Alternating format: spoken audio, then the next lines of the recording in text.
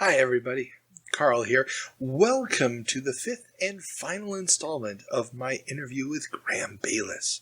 Now, if you haven't already listened to the other episodes, which I highly recommend you do because there's a lot of great stuff in there, what we've already covered is his early days working on computers for the Navy, trying to sell K-Pro computers in the early 80s, being one of the original QA testers for Accolade on their early titles before landing jobs at SSI and companies like Dynamics, and even producing sports games for EA. Now, in the last episode, we talked about his decade in the desert when he was basically bouncing around from company to company, the whole multimedia thing, lots of startups with lots of money to burn but no real plan, as well as the unfortunate end or early demise of his own studio, Fierce Wombat. That's actually where we're going to be picking up today. And before we move on to his current employer, the makers of Mortal Kombat, NetherRealm Studios. After that, we'll also be doing a little retrospective and some bigger picture questions and answers about the industry and the evolution that he's seen. All great stuff. So, enjoy. That had just imploded. Yeah, I know. And I've gone back and actually looked at the archived versions of the website and stuff. It was very interesting to read. Yeah, I'll be putting links to that in the show notes. And I also hunted down those two board games and looked at them. Yeah, those things would have been really, really interesting as computerized versions, just alone from the artwork and variations on the boards that you could have built. I mean, yeah, it would have been fun. Yeah, I agree. I genuinely thought we had an angle that no one else was going at. I thought we had a unique take on the space. At the time, there wasn't a lot of what we were trying to do, which was basically turning, board game properties into freemium or premium games. Obviously, that has taken off since. So I guess I was right. I mean, the people we partnered with, Fantasy Flight, are doing it themselves. So, they were like, we don't need them. We can just do this. Yes, well, that's true. That was true then too, but that's okay. So yeah, it's sad, but it was a good learning experience. If I try to remember that.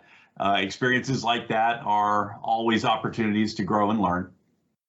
And so I did, and that's okay. So, that was part of that arc for me of, sort of a difficult time. I mean, obviously the industry itself had gone through a bunch of difficult, I had gone through difficult times in the industry. This was one of those. And so, for me, that was kind of the straw that broke the camel's back for me. And I actually made a serious amount of consideration of leaving the industry. I actually interviewed at places that had nothing to do with games. I gave it serious thought. And, while I did a little bit of consulting work to sort of, make ends meet in the meantime, ultimately where I landed was something that was on the periphery of games, that being the confluence of education and games. I joined a company called Eline Media. And they had a small, very small org, and they were partnered with and getting grants from Arizona State University with the specific focus being creating some very, very simple games to prove out, they were part of a research program, to prove out the efficacy of games in education. They partnered with some very, very smart people, professors down there who, had learning science and as their focus, and were trying to explore how this could be, leveraged in the educational space. Simultaneously, Eline also was working on other partnerships. They partnered with government agencies in a couple of ways, in a couple of places, to work on, again, similarly educationally focused entertainment, right? Entertainment with a message, entertainment with a focus. And so it was a very interesting company. And I thought that it was a good way for me to kind of get away from the madness that I'd gone through for the previous few companies in the previous few years.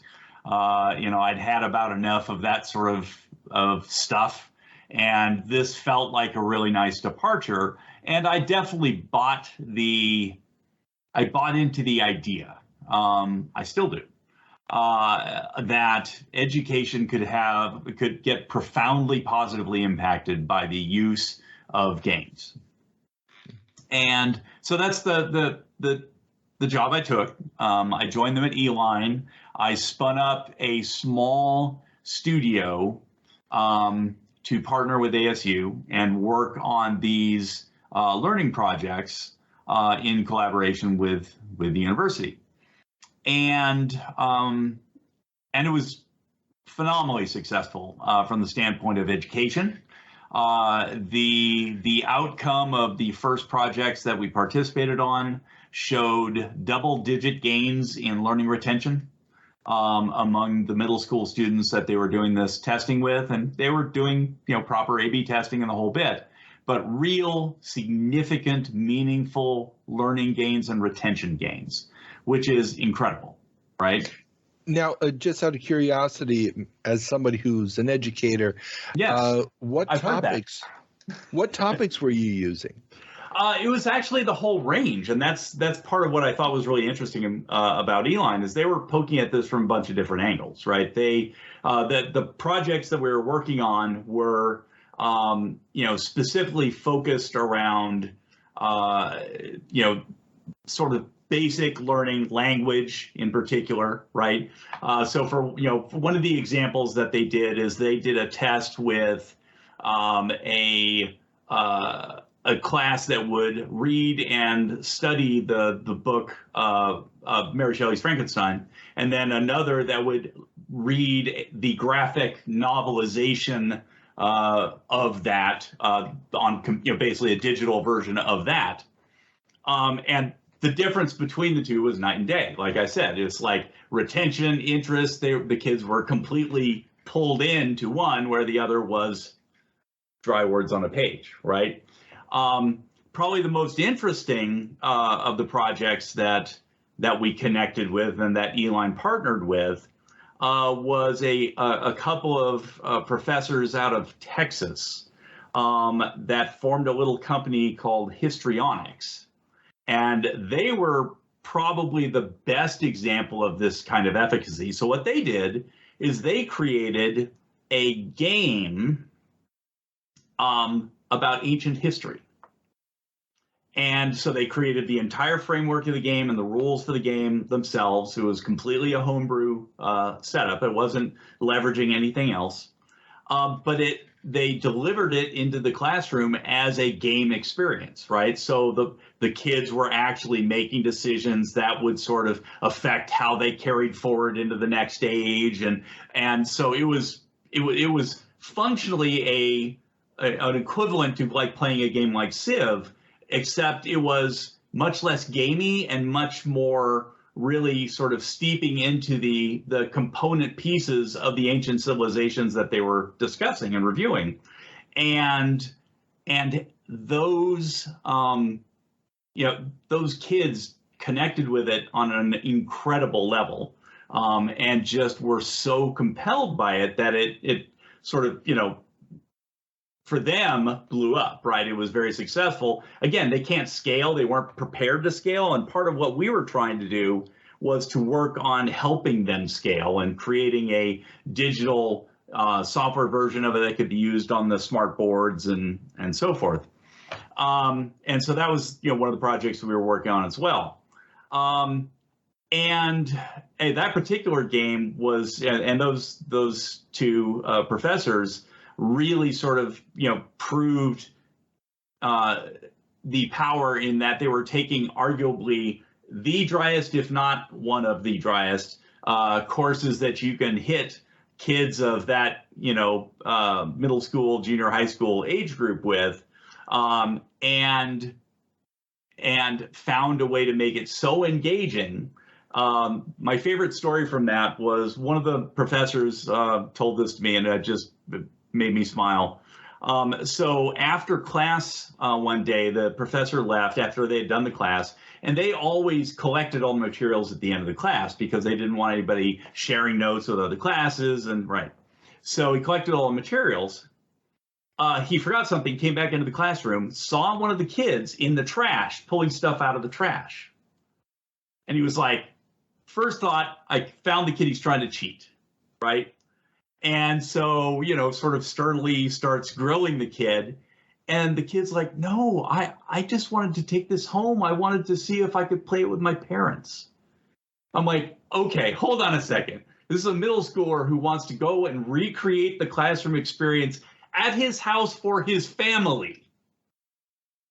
That's just unbelievable, right? So anyway, I found this entire thing super, super compelling. And so I, very much leaned into that with them. We did a number of relatively small projects that were all geared around specific needs for the specific courses that we were associated with, and then also started working on this larger project with sort of the history thing on the smartboard.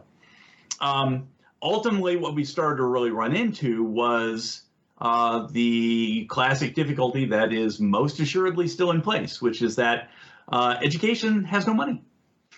They don't pay anybody anything. There's not really any money floating around. And so ultimately, we were trying to find a way to deliver I won't say a AAA, but a compelling, high-end feeling game experience to students, but there really wasn't budget to do that, right? And we had difficulty scaling ourselves because we couldn't necessarily afford to do that. And ultimately, I brought in some talent from the industry to sort of help pull this together. Our designer is now a design manager. I hope he's still a design manager at Blizzard. I think he is. Our creative director was a transmedia guy who went off and ended up at Bungie, and anyway. So these are top flight people who we pulled in, and ultimately, I sort of put us on a difficult path because there wasn't really finance to back the vision that I had sort of sold them on. And so it became pretty apparent pretty fast that we were on a trajectory that was not going to work, right? And just out of curiosity, what kind of hardware platform were you trying to develop this for? So for the history game, we were doing it for the classroom smart board, right? Which is basically a giant display. You know what it is? Yeah. You're a teacher, I don't have to tell you. Yeah. I've worked with them before. Yes. Yeah. But we were trying to do it for basically we were looking at tablet, we were looking at that smart board, anything that would or PC laptops, right? The primary ones that we did deliver were on PC. It basically had to be what was in the classroom, right? That was kind of the thing. And so the things that are in the classroom are Apple products, because Apple, smart board, and PCs. And so that's basically what we were focused on. And there's perfectly fine. That's perfectly viable. it did present a number of challenges because obviously the machines that end up in those schools are very basic, so it sort of puts a cap on what you're capable of doing. But that really wasn't the problem. Ultimately, the problem was that to do the development that we wanted to do is going to take some time, and ultimately, we didn't have the money to sustain it for the length of time that was going to be necessary to deliver it. And so, after quite a bit of, quite a few months of trying to keep going down that arc, well, we delivered the first few projects, which were all simple and low in scope with a very small team. When we started to scale to try and take on the more ambitious stuff, it became clear pretty quickly that we were on a bad trajectory. And so ultimately, they shrunk back down and went back to basics. They did not do the more ambitious projects. They focused down on the smaller projects with the university. They simultaneously had their Seattle studio deliver, and I had nothing to do with this game other than, a couple of times coming by and giving commentary, working on the really interesting games in collaboration with the Alaskan government, actually, in trying to represent that culture, Inuit culture, with the suddenly the name escapes me. Oh boy, I feel terrible. Give me a second. I'll tell you the name of the game. It was not my game, so but they actually had some success. And was it the one with the ice fox or whatever? Yes, you are correct. Yeah, I played that. That was a really good game. It was a very good game. That was, so interestingly, the guy who recruited me to this company was my former boss from Crystal Dynamics, Sean Vesey. Oh. And so Sean led that studio up there, our sister studio, and they were working on the game whose name suddenly escapes me, and I'm going to find it. And before I look even more stupid, Never Alone. What was it called? Never Alone. Never Alone. Yeah, that's yes. right. But it was a brilliant game. It was absolutely beautifully done, brilliantly executed, small team. And so, yeah, they delivered that game, and, the studios sort of all downsized to a more sustainable level, and they've continued, right? They're still doing games. They did the Beyond Blue game a couple of years ago. And so, my hat's off to them. They're a very smart group of folks. They're led by, their co-founders include, Alan Gershenfeld, who was, one of the original folks back at Activision back in the day, right? I think he was responsible for Civ 3 or something, or Civ 2, I forget. Anyway, so he goes way back in the industry, and they're a really great group of folks. It just, it was unfortunately an alignment where I was pushing us towards ambitions. Oh, well, we were all together on that, had ambitions that were not really able to be realized with what you could get financially in that space. And while we did attempt to pursue a bunch of interesting side projects that, in an attempt to sort of keep the wheels on, ultimately this was the right choice. And so they downsized. A number of us went other places. And so, yeah, that was a successful for me in that I, once again, learned a great deal and really got a chance to enjoy a break from the rat race of AAA games and some of the trials and tribulations that I'd gone through, which we have discussed. And so I don't regret my time there at all. I also discovered that I absolutely love Arizona. And so it was a very nice time. We had a good experience there. We parted on good terms. I still feel very, fondly about those folks. It just ultimately didn't make sense to try and pursue the path we were trying to pursue. And now what they're pursuing is the right angle. It just took some time for them to figure it out. and more power to them. I understand. Now, I do have a couple of questions about the software you were developing there, especially the educational aspects of it. So you gave the example of the Frankenstein software where you had one version that was just a straight novel, another version that was the graphic novel. Now, it was a graphic novel on a tablet. Digital, that's correct. Yeah. So were there any animations or interactive elements, or was it just basically a PDF? It was basically a PDF. Okay. But we had other projects that we were doing as well that were actually, for all intents and purposes, 3D, over-the-shoulder RPGs, where we actually, the characters were actually moving around in the environment. They were, pursuing quests, and trying to explore a landscape, and those projects, were actually quite compelling, even though relatively simple in nature. The first product that they partnered on was Quest for Atlantis, and then there was the entire Quest to Teach series that we worked with them on, which were all effectively these sort of vignettes, small scale pseudo RPGs with storyline and discovery and so forth. And they were all associated with sort of a core story where you could actually play the story and go through the elements that you would expect in an RPG with advancement, discovery, exploration, and so forth. All of these were vehicles to try and help teach basic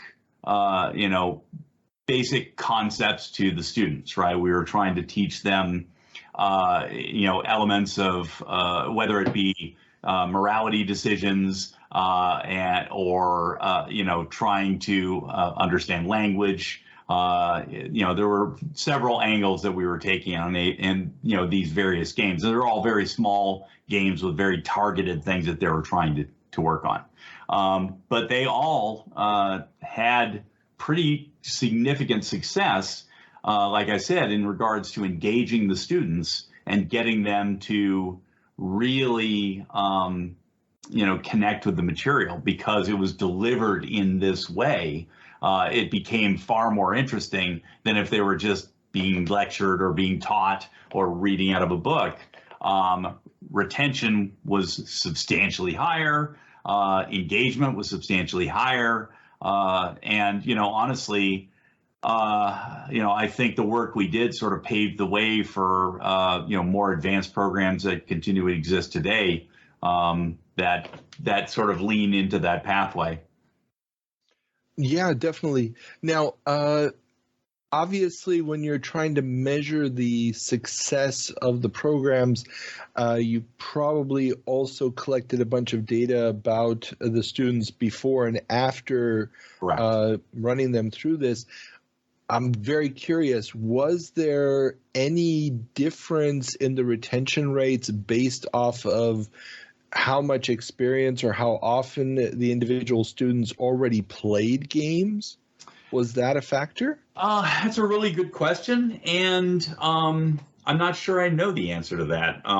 Again, I wasn't the professor. I was a software development manager, so for me, it was the execution and the delivery of the product. But that is a fine question that I don't know if that was part of the answers that they discovered. I do know that they, looked very closely at sort of the efficacy, and, in regards to the growth of the students. And they found not only growth in the students in the areas that you would expect, which are things like engagement and retention, but growth in other areas like, their ability to persevere, overcome, and, so resilience was being built by these games, because these games have sort of a built-in challenge. There are times where you have an opportunity to fail, and yet students were pulled back in to try again. That's, building some of those essential building blocks. And so, it was actually pretty compelling stuff to sort of see it unfold. and to work with Dr. Barab and some of the other professors that I got an opportunity to work with there. In the specific group we worked with was the Center for Games and Impact in Arizona State University, and that was, as their name implies, their focus, trying to use games to find a way to have significant impact on young lives in a meaningful way that would carry forth with them into their future. It was very interesting stuff. I mean, one of the things that as an aside happened when I was there is we actually got approached by of all things, we got approached by DARPA. If you know who DARPA is. Yeah. And we were asked to do an RFP in regards to basically a proposal, right? On basically that same axis, right? Learning simulations. Because one of the things that they were fascinated by this whole program that we were working on, one of the reasons they were fascinated by it is that they were coming to the general conclusion that the state of education in the United States at that time, and I would presume still, in their minds was becoming a national security issue. From the standpoint of, well, it takes a lot to be sophisticated enough to be successfully able to work in government, work in our military, etc. And the decline of education actually puts that in peril. And so it was very interesting having conversation with those people in regards to that. So yeah, it was definitely impactful stuff and got a lot of attention. Very cool.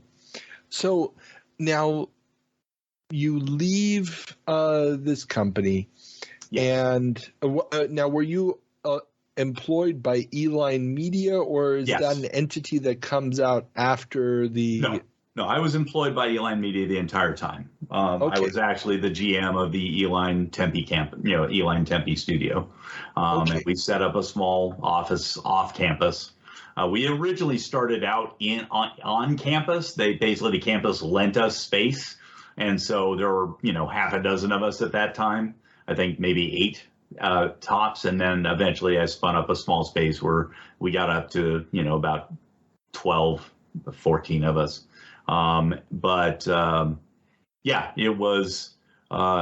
It was very much a, with Eline the entire time. They contracted with Arizona State University. So we were an entity working for ASU as contractors to try and help them with these projects. Gotcha. Now, just to put this in the timeline again, which years approximately were you working there? This would have been 2012 was when Fierce Wombat went away. And so it was like 2012, 2014. I was there for about 2 years. And at the end of it, it wrapped up in I think I showed up in like the summer of 2012 and exited in the summer of 2014. Because I remember that because the day I moved into my house when I got there, it was like ludicrously hot. It was like 114 degrees the day I moved in. So who knew Arizona was a hot place? Yes, it's a little toasty. But anyway, yeah, so I was there for about 2 years. And then, when I parted ways with Eline, at that point, it was pretty much a case of, obviously I do still have the passion for games. I do want to get back into games. And so I started poking around. But very quickly, I got approached by, again, a very old headhunter friend of mine who had a guy he wanted me to talk to, who I actually knew from previous, almost going into business with him. And so I was like, okay, interesting. He, guy in question is Tim Campbell. He had he's now the president of Frost Giant down in Southern California. but he had a little bit of a startup that had been going for a few years called Fireforge Games. And they had a deal with Tencent to do a RTS. Tim's main claim to fame is that he did Warcraft 3 with Blizzard. And so, yeah, that's chops. And so they wanted to work on this. You know, they were hired to work on an RTS. They spun up an engine to do just that. And they asked me to come in because they were struggling, and I had a reputation and a history of sort of righting the ship in places I had been previously. And so, which is why my friend connected me with him and said, hey, maybe this is where you could go help out. And so, yeah, I moved to Southern California and joined them with a specific goal of trying to help them stabilize their development of their RTS project that Tencent was investing in them for. I take it back. It wasn't just Tencent. It was other investors. I don't know all the investment background, but Tencent was part of the plan. Ultimately, that RTS got repurposed because it really wasn't at the time going in the right direction. And I went ahead and brought in some additional folks because they were a little shy in some specific areas. Tim is the GM. He couldn't also be the lead designer. They needed some veteran design help. And so I was fortunate enough to bring in a couple of people, really, really talented folks. Chris Tremmel, who did the Lord of the Rings games for EA, decided to come on board, and you know, a couple of other really capable folks. And so we sat down with leadership and basically and with Tencent and agreed to sort of take a different bite at the apple. And so they said, okay, well, we're willing to consider that, but you have a very limited timetable because we really need to see results. And so Chris basically took design lead on building a completely from scratch original product, which was a 4-player cooperative isometric view sort of beat 'em up, if you will, with a fantasy twist, right? And so he just took, you know, off-the-shelf UE4 and effectively took the team and got them moving, and we built a beautiful corner. And went from a standing start. We basically threw out the previous engine, which they had worked on for 3 years. Took Unreal. Well, yeah, I mean, sometimes that's the decision you have to make. Took Unreal and built a completely different type of product in not quite 9 months from, like I said, from a standing start. And is this the product that becomes Ghostbusters? It is not, but it did get leveraged in some ways, right? So the learnings that came from that experience of building the beautiful corner of the game that unfortunately never saw the light of day, and the team did get refocused and did end up going on to do that Ghostbusters game. So Chris did that game along with many of the other core principal folks at the studio. And so anyway, we basically did a turn and burn and did this for about 9 months.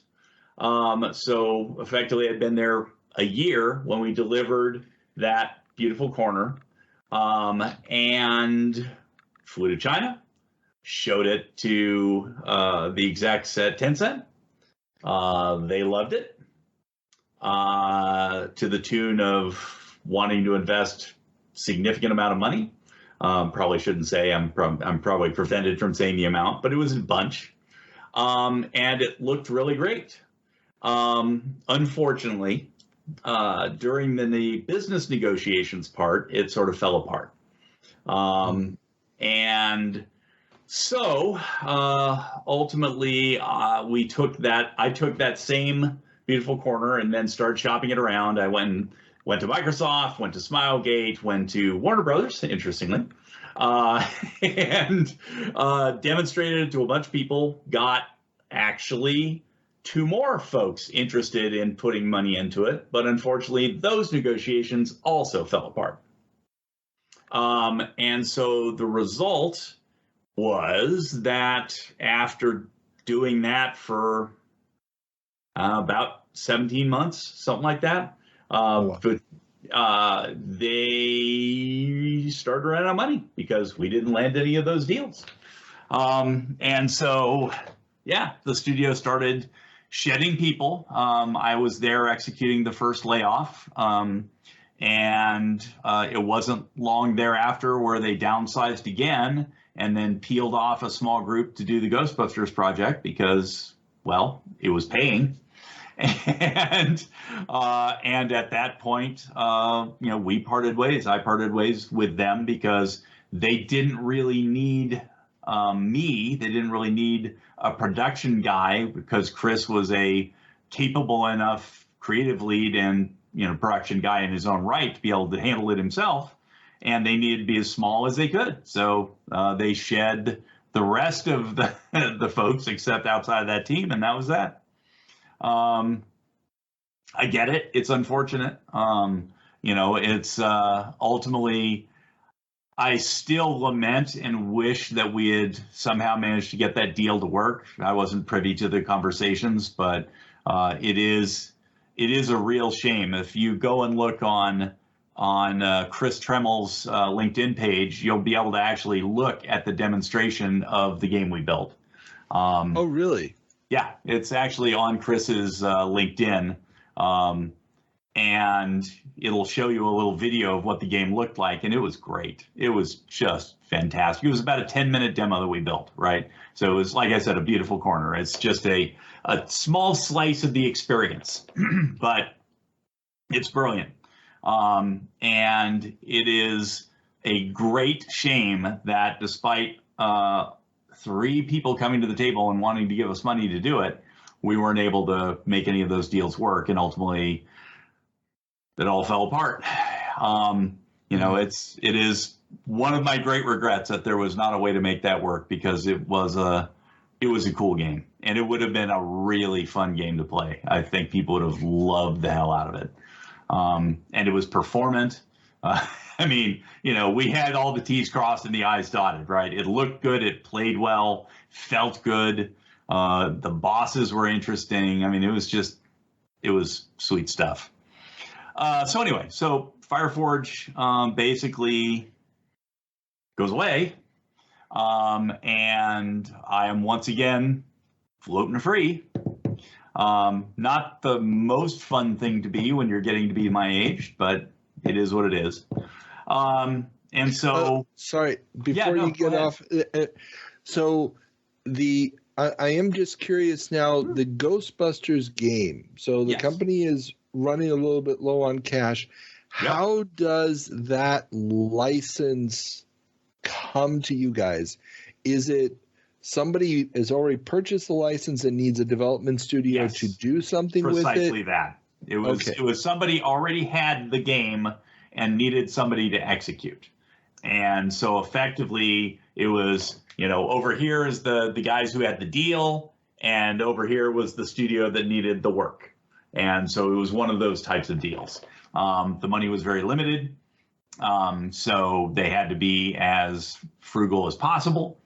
So they downsized to a skeleton crew, a very talented skeleton crew, and they executed on it. And I thought they did a really great job. I thought it was a pretty cool little game. Now, was it in a situation like that? Now, just from the business side of it, what kind of orders were given by the rights holder as to the nature of the game? Did they care? Was there a certain market segment that they were going for? What's the information that you guys get? Unfortunately, I don't know, because I was not a part of the project, other than at the very peripheral level. I was there while it was getting built, but my job was to try and go sell the other thing, and so I spent my time attempting to do that job. And so while I saw it, I wasn't involved in any of those discussions, so I couldn't answer that question. Gotcha. But yeah, I mean, it's clear that they that I can say that the team had great respect for the IP and put a lot of energy into trying to hit the right note for the IP. So, I don't know how much scrutiny they were getting, but I can say that were I the IP holder, I would have been pretty satisfied had I been giving them that scrutiny, because it was clear that they were paying very close attention to the principles of the IP. Gotcha. Yes. And no, and I remember reviews of it at the time. I don't think I actually ever played it, but I do remember the screenshots and everything else. And there wasn't a lot of other Ghostbuster IP at the time. Yep. But the multiplayer factor alone made it different from all the other previous attempts to do something with the Ghostbusters license. Yes, and it worked really well in practice. I mean, it was a genuinely fun game to play with your friends, and it was a great confluence of the Ghostbusters IP and a fun. I won't say it was a party game per se, but it was the kind of thing that you and your friends would get out and play for game night and have a really good time doing. It was very satisfying. It had good feel, and when you played the game, it was a satisfying experience. Very cool. Okay, sorry, interrupted you. So no, that's fine.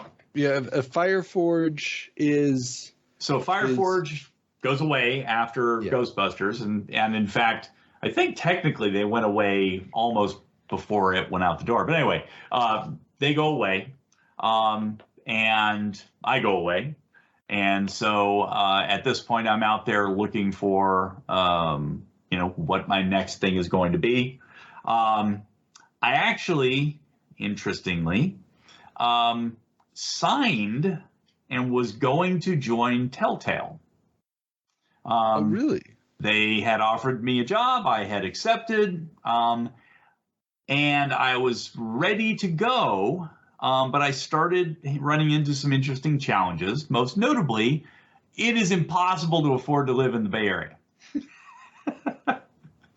And I found that one of the challenges that I had that was at the time, my elderly mother-in-law was living with us.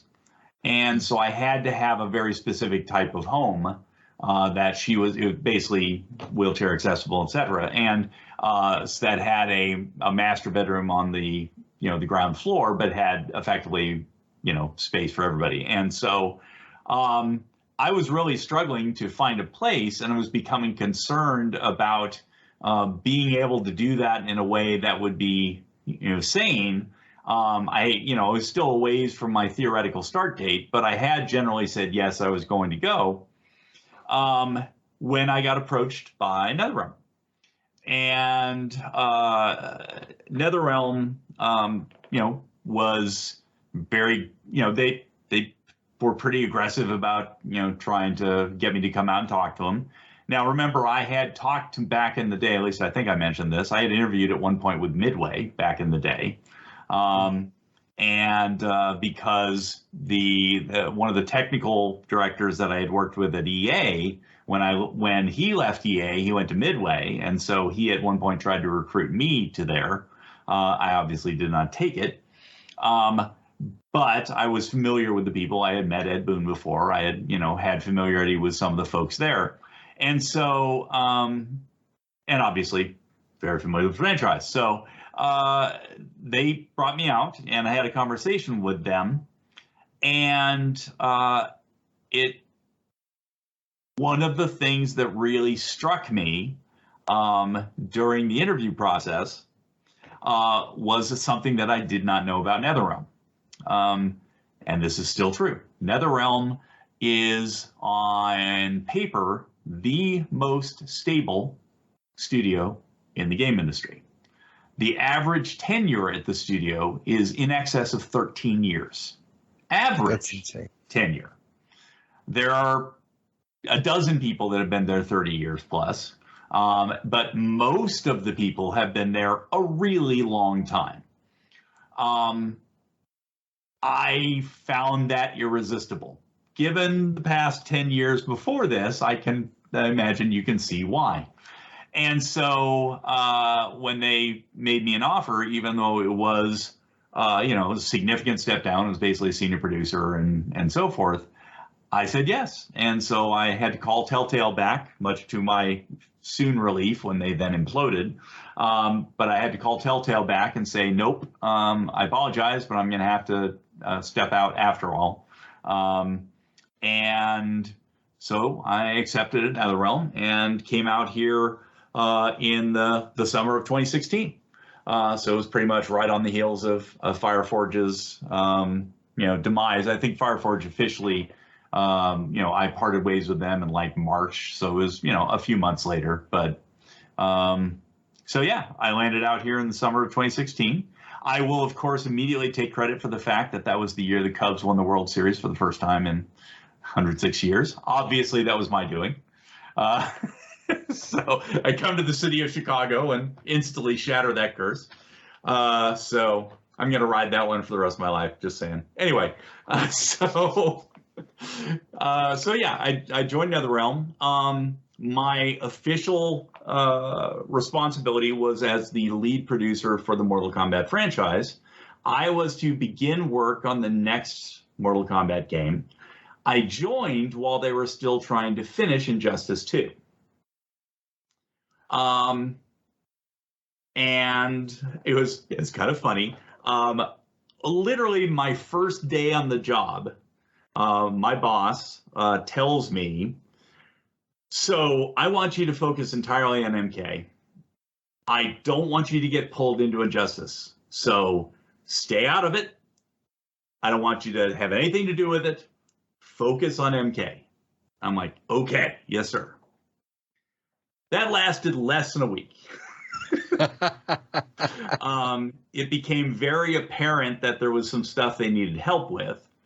And in particular, the story mode, through no fault of the development team, was really, really in harm's way and could use some sort of directive guidance.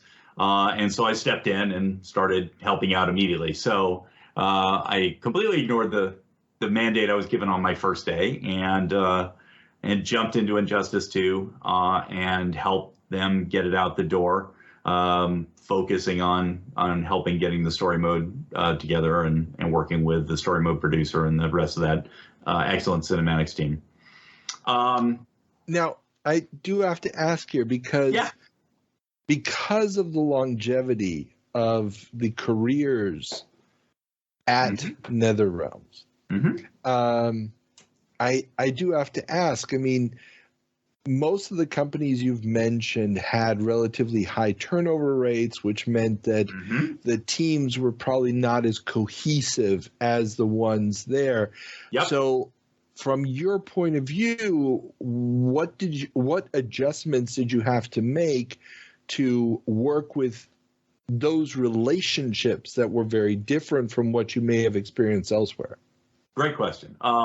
So if you'll recall from our earlier in the conversations, one of the things that defines how I approach production in general and working with an organization in general is I come in not assuming that I have all the answers.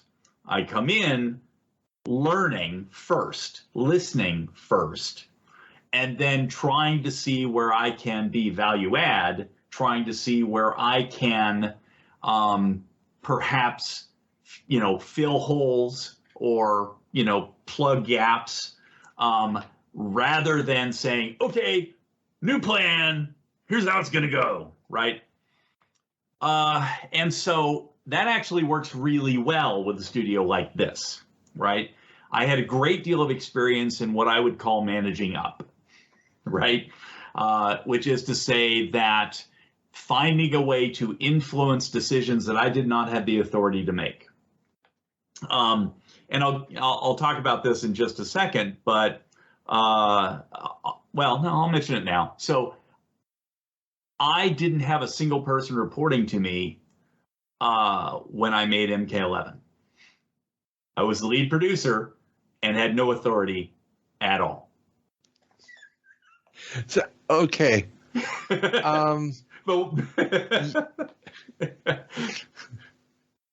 So what now, just officially on paper, right. What was your task? What was your responsibility?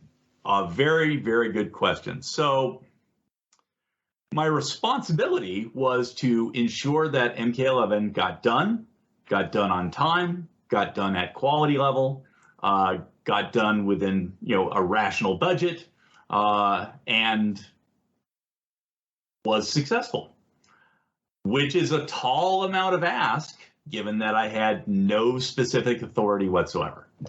But that's okay. That's kind of what I'm saying, is that actually that jives with my approach anyway. And truth be told, I don't see that as something that inhibits you, right? If you're a collaborator and you're looking to be a force multiplier for a team, you don't have to be sitting there calling shots, right? And ultimately, when it comes back down to it, most authority is given, not taken, right? So over time, I earned, authority is not the right word, but maybe credibility. And so I had the ability to have some influence despite not having the authority to make the call. But because I was presenting intelligent arguments, or at least pretending to, hoping to, and presenting them in a cogent fashion, I would get listened to. I would have an opportunity to have a seat at the table and speak my position and my opinion and my reasoning. And the more often that I did that well, and with good sound judgment and reasoning and stuff to back it up, the easier it became the next time, and the easier it became the next time. And so it didn't take terribly long for me to get into a position where, while indeed I didn't have any direct authority, what I had was a team of people who were interested in collaboration and saw that I had some value to provide and were eager to work with me. And that is how we did MK11. And it was great. It was fantastic. Injustice 2 was the first step along that arc. I had no authority at all on that project. It wasn't even mine. But I did step in and find a way where I could go, oh, here's a hole that I can help fill. Here's some expertise that I can bring to help them along, because they were dealing with multiple outsourcers and, a whole lot of moving parts that they were, they understood how to get it all together, but it was difficult to sort of get that to execute in a timely fashion. And there were some folks who didn't have as much experience as I did dealing with external developers. So I was able to help out there. I was able to recognize some of the challenges and basically go screaming for help and say, hey, could we get some additional help? We were able to borrow some really talented folks from the Montreal WB studio. And they were able to step in and give us an assist. A good example of the kind of thing I'm talking about is that we had a specific scene in the story mode that had a big effects scene, and that big effects scene just wasn't coming together with the team that we were using.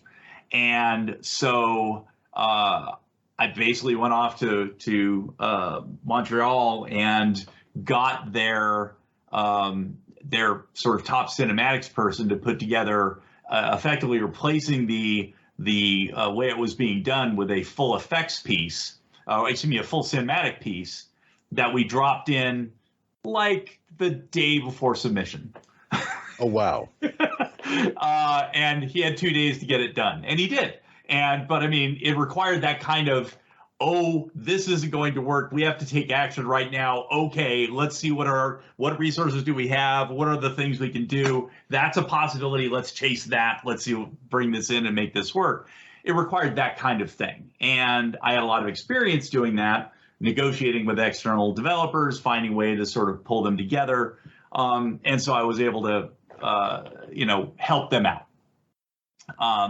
So we got Injustice out the door. And then at that point, the entire studio, well, not the entire studio, because we still had DLC to do for Injustice, but a significant portion of the studio then pivoted to begin on MK11.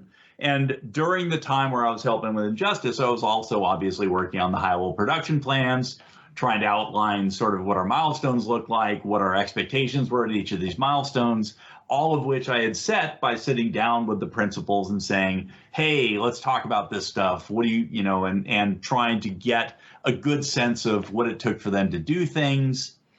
I'm very much a data-driven guy, right? I like to go and build analysis sheets that tell me what is it taken in the past to do X, Y, and Z, use that as a baseline so that I'm operating from actual data instead of, well, I think maybe.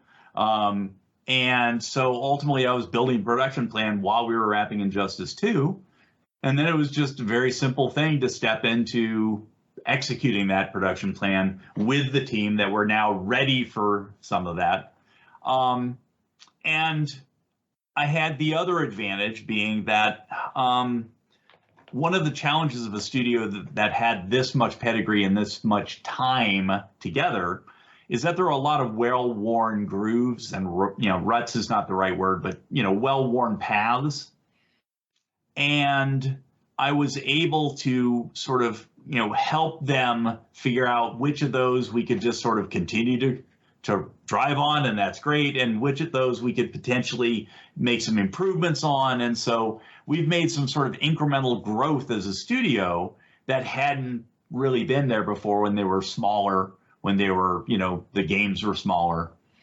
And so that was, something that over the course of MK11 I was also able to do. And it was a fantastic project. I mean, it's a project put together by 150 plus people in the studio and a whole bunch of people outside the studio. And, they put an unbelievable amount of stuff into an unbelievably short amount of time by comparison. And they always have. MK11 was, this was at a time where they were effectively going through this, every other year sort of putting out a product. And they were just now sort of getting into this, okay, that cycle is almost too fast sort of deal. And so they, were recognizing that with DLC, they needed to have sort of additional time. And so, we knew that was coming, but at that point we were still looking at, getting Injustice 2 out in 2017 and MK11 out in 2019. And we were still on that high speed turn. And so we did. Well, and I do have a question about those timelines because I was just looking at it on Moby Games. Sure. So when you come in 2016, yep. They move you over to Injustice 2 to help that project out, and that's scheduled for 2017. Right. Did you already know at that point that Mortal Kombat 11 was planned for 2019? Was that sort of a set thing? Pretty much. I mean, okay. Like I said, we were on this 2-year cycle. They were alternating years. Every other year they'd release a new game. And right now they were in the alternating set of MK and Injustice, right? So Injustice 1, MKX, Injustice 2, MK11. Gotcha. And on this same 2-year cycle. MK11 presented a real challenge because for the MKX had a fair amount of DLC as well, but the games are getting bigger, they're getting more complex. and all the DLC that was planned for Injustice 2 had to happen while we were beginning to build MK11. And so, but, this was on an established engine. It was something that we had done, the studio had done a lot of times. And so there was a lot of very deep understanding and knowledge of how to build the pieces of a game of this type. And so building MK11 was an experience in watching a really, really talented and experienced team work and finding a way to sort of help them, succeed and work better within the framework of the stuff they already know how to do. And that's really what MK11 was that kind of an exercise. Now, I do now from a budgeting and planning standpoint, especially in a game like Mortal Kombat, a one-on-one fighting game where I'm guessing the vast majority of resources goes into the development of those individual characters. I mean, backdrops and stuff are probably also still important, but I'm guessing that that's a big chunk of it. So it is. I'm looking the way I am because, so yes, you're right, it is. But all the other pieces do add up. I mean, story mode is a massive endeavor. I mean, let's be honest. Story mode is, for all intents and purposes, a 3-hour full film. I mean, literally, we motion capture the entire thing. In our motion capture studio, it's literally a 3-hour movie. And Injustice 2 was the first one where we took this really huge step forward with facial animation, where we really leaned into facial capture and really getting the facial performance at that level. I mean, going back to previous games, you look at the step forward that we took, you can see it. Justice 2 really just moved that bar way up. And so that takes a lot of work. And so, the story piece of the game takes a big chunk of the time and a big chunk of money to execute at that level. Nobody else in that space, and you could argue that nobody else in the industry can compete at that level. I mean, I'll be honest with you, I don't want to beat up on other talented teams, but I've played plenty of Call of Duty story modes, and they're just not that great. The Injustice and Mortal Kombat stories are rich, deep stories with fantastic connective tissue and lore. And I mean, let's be honest, Injustice as a storyline spawned an entire type of path for the DC universe, right? It not only became a highly successful comic series, arguably one of their most successful comic series, but it even got leveraged by Zack Snyder later when he did his Justice League cut, right? With the entire concept that was asked with the original Injustice title of what happens if somebody like Superman has had enough. And if you know the story of Injustice, basically he snaps. I read the comics. I mean, then you know exactly what I'm talking about. And so it was phenomenal. So we're literally putting together, like I said, a 3-hour film with everything that goes into it. Every game we put out, and that's on top of the robust fighting game that we put out. And then on top of that, we usually add in a layer of additional features. In the case of MK11, we had the crypt mode, which was this entire other way to interact with the game.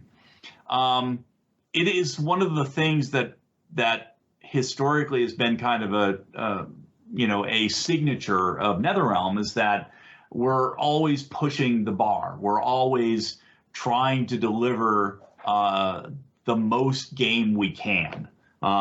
one of the things that's really core to NetherRealm is the sense of really caring about how players interact with the game and making sure that they are getting the experience that they deserve, getting the robust and rich game that sort of provides that experience on kind of however you want to engage it, whether it is focusing on the story and the single player experience or focusing on PvP or tournament play or what have you. We try to deliver on every aspect of it for our player base. And so MK11 was just the next step in that path where we were trying to deliver on all of those notes at the same time. And I think largely successfully. It shows sort of what, I mean, I still find it remarkable that we pulled that off in a 2-year turn when you consider the scope of that game and when you consider the fact that, well, in fairness, it was, I was working on the production plan in 2016, but still, by and large, it was a 2-year turn for that team. And to deliver, a game of that scope in that kind of time period is not something a lot of other studios can pull off. And it just is a testament to the talent level of those people that have been there for so long. Yeah, I mean, it's interesting. So when you had to go in and start doing the budgeting and the planning for this, how much reliance could you have on the precedent of how long it took to create assets and so forth for past games? That's a really good question. And to be honest, I guess the answer is an almost uncomfortable amount. There was, so I'll tell you a story that coming into the finish of MK11, the velocities were basically telling me, this is going to be tight. Some of the math says that we could use a little more time here. But one of the things that was apparent from my conversations with people, they actually referred to it as the NetherRealm way. And that's, it's a hand wave at the reality of what it really means, which is that the talent of that design team in particular, but the talent of that team as a whole, is such that sometimes they have to sort of go through this iteration as they pull it all together at the end to where it really begins to click and form. And so from the outside, it sometimes feels like they're eternally behind. And to some extent, sometimes we were, but they really knew what they were, about and knew how to do it and had so much experience doing it. One of my favorite data points that I like to share, and this was actually from Injustice 2. When we shipped Injustice 2, the character balance, this is a 25-character roster in a fighting game. The character balance was such that there was no more than a 5% win differential between any of them. Wow. I mean, that design team are a bunch of savants. I mean, it's ridiculous how good they are at what they do. And so, yes, they continue to tune and tweak and so forth, but their first swing at it was damn good. And that same team still builds the games today. So, yeah, it's a remarkable team of folks. Now, on that note, on the design questions, so you're dealing with a lot of characters that have been around since the first one. I mean, as someone who played an ungodly amount of the first 2 games. Thank you for that.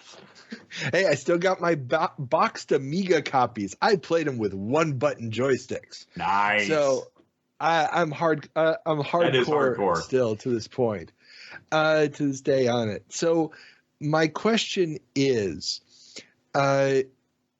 what is the process of reinvention of the classic characters. I mean, you're coming into it, yeah, okay, you got 25 characters, 26 characters, but you still have, going back to part 3, you've got at least 16 characters there that pretty much get reused every time.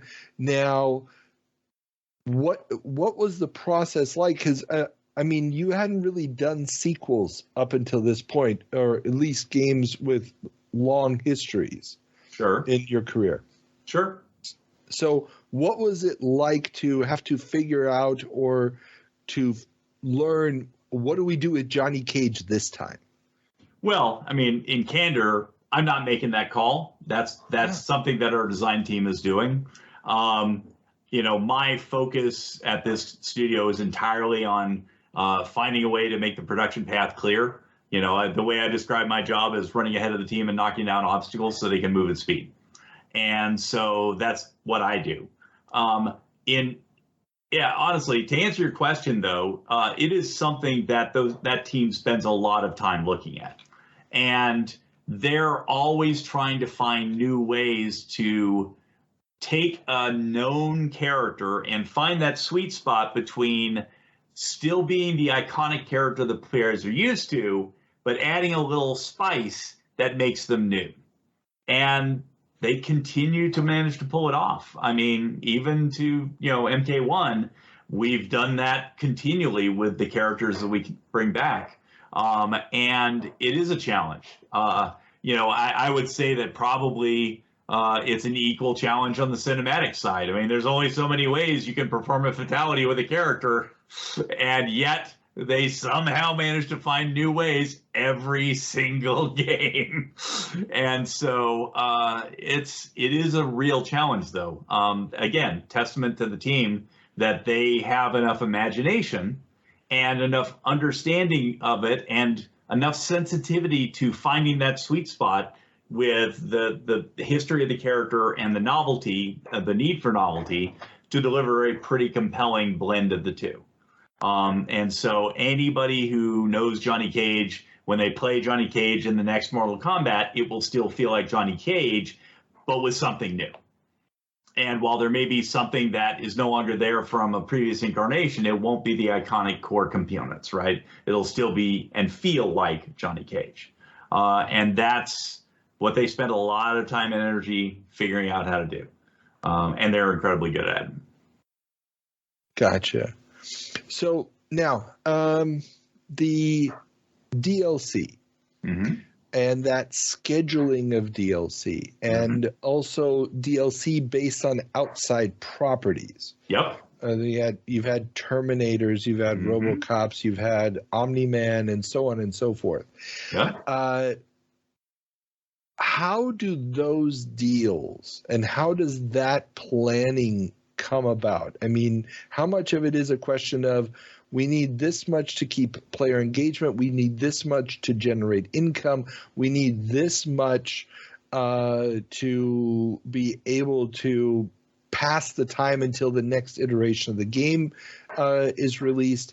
What does that planning look like? Fair question. Honestly, it's a blend, as you would expect, right? It would make sense. So yeah, I mean, one of the factors that Ed is always taking into account is how much does the character? I mean, he's thinking about things like how much does the character make sense in being in Mortal Kombat? How much does what resonance really I could get with the IP?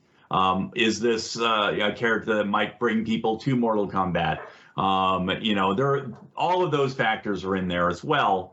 How well will they fit in from a play style perspective, right? What do they bring something novel and interesting to it that potentially makes them a really fun character in the MK universe? So it's a bunch of different factors that are given consideration. The DLC schedule is based on really a question of how quickly can we reasonably get them out at the quality bar they have to be. Because it takes a ton of work to build a character. And so, the pace we deliver those characters at really is based on that. It's pretty much that simple. I think if our marketing department and sales department had their way, they'd love it if we dropped a character every 3 weeks, but we can't because they take a lot of work to get right and to make them feel right and fit right and be balanced and everything else that they need to be. As far as from a scheduling perspective, it's a bunch of facets as well, right? We're taking into account where they fit in the schedule from the standpoint of making them be a novelty at the time. We don't want to do back-to-back characters that are kind of the same type of character, so we want to spread them out that way. We tend to alternate guests and MK characters because we want to have some space between the guest characters to let them breathe, as it were. So there's definitely thought that goes into how we do all of those pieces. Gotcha. And from an advertising budget standpoint, yes. Obviously the major release of the game, you've got marketing budget for that. Now a DLC, which is selling for much lower price point, I believe it's usually like $7-8, right, for a DLC character. Yes. So, how do you organize the marketing budget for a low price product that's going to sell to a smaller percentage of people than the original product, but still make sure that enough people find out about it? Good question. And yeah, I mean, that's one of the big challenges for our marketing department is finding out the way to reach people. And they do it a bunch of different ways, as you would imagine. They use social, they use, we have our own game casts that we do. So we have our own dialogue with the player base, and we will use that as a vehicle to present a character to our players. We will do trailers that we will obviously release through all of the places that you can release a trailer. And we'll lean into any partnerships that we can, whether they be with, first party or what have you, to try and build a cohesive marketing plan for each of these characters. Gotcha. Now, not obviously, but so Mortal Kombat 11 was your first project there. And I unfortunately don't know, was there another game between Mortal Kombat 11 and Mortal Kombat 1? There was not. Yeah, the main reason for that, very simply, is we changed engines. And an engine change is a big endeavor. And so yes, we effectively, instead of doing a product every 2 years, as we had historically done, we took 4 years to put out the next MK. So it's the same spacing that would normally be, but there was no game in between because we were building a new engine. And so, yeah, it was the next game that we pivoted to. We spent that first year of MK11's post-launch doing something else instead. We had our most ambitious downloadable content ever. We released 5 chapters of new story mode. So we basically made a new short movie in addition to the DLC characters and in addition to all the other components that go into it, as well as continuing to work on the main features of the game. So what was the reasoning behind that approach? Honestly, I think it really comes down to the fact that we had historically, when we were releasing the DLC content, it was just characters, and that doesn't necessarily resonate as much with the players who really come to these games for the story. And there are a lot of them that do. And so we wanted to really satisfy the whole player base and have something for everybody. And so, Aftermath, which was the MK11 DLC story, was intended to sort of do that and sort of deliver on all cylinders for everybody. And I think it was very well received. I mean, it was a really exciting thing for us to be able to do. It was the first time we'd ever done it. And so the first year, while they were working on the engine technology, the entire team was delivering that. And then, because, we can't leave well enough alone, 6 months later, we then turned around and delivered MK11 Ultimate, which was the next-gen version of the game. So we now had it on PlayStation 5, Xbox One X,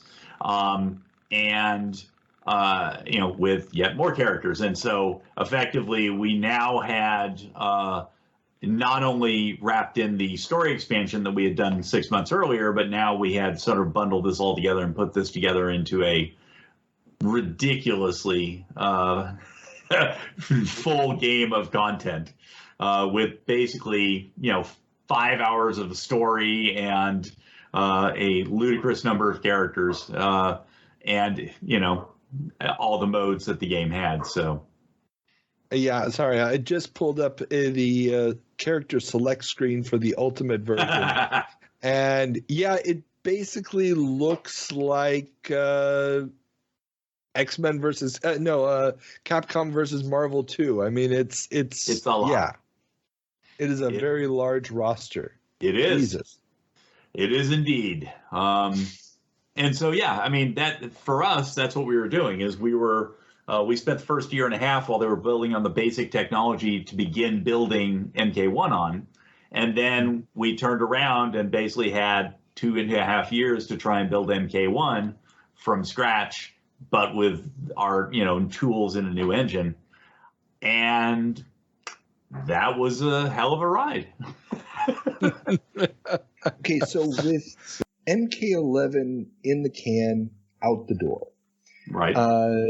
Do you guys go straight ahead into your typical optional cycle and start Injustice 3 or some other side project before going into the next MK? Good question. I mean, certainly there was some serious consideration that was given to sort of what the path forward was going to be, right?